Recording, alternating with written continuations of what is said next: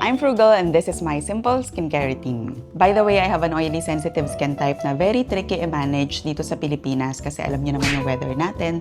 Tapos nagko-commute pa ako, so prone talaga ako sa breakout. Pero thanks to these products, kahit papano manageable na siya ngayon. Let's start with this facial wash. Kapag umuwi ako dito sa Pilipinas, ito lang lagi yung facial wash na ginagamit ko kasi very mild lang siya sa skin. Tapos hindi ako nagbe-breakout kahit na matagal ko siyang hindi ginamit.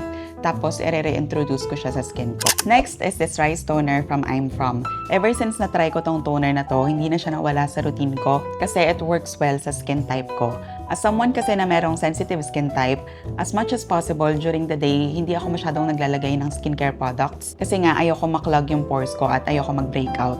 So with this one, ang ginagawa ko lang, after ko mag-facial wash, toner, tapos sunscreen na. Tapos okay naman yung skin ko kasi hydrated naman siya.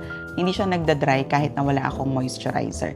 Thanks to this one. Next is this sunscreen. I got this from Korea pero for sure meron na nito dito sa Pilipinas. This is Beauty of Joseon's Relief Sun Aqua Fresh Rice plus P5. So I think friend talaga ng skin type ko yung mga products na may rice.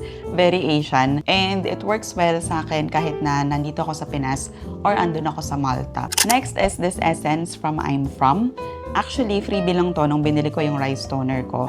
Pero I think I'll be keeping this sa skincare routine ko kasi sinalban niya na ako nung isang beses na nag-breakout ako. Eh, ang dami kong ganap nun, so hindi ko alam kung paano papakalmahin yung skin ko. And then I remembered na meron akong ganito.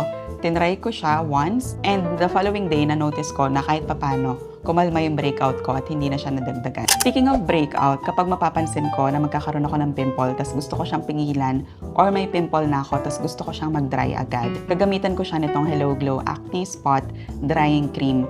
Very effective siya sa akin. Ito yung mga skincare products na tried and tested ko na.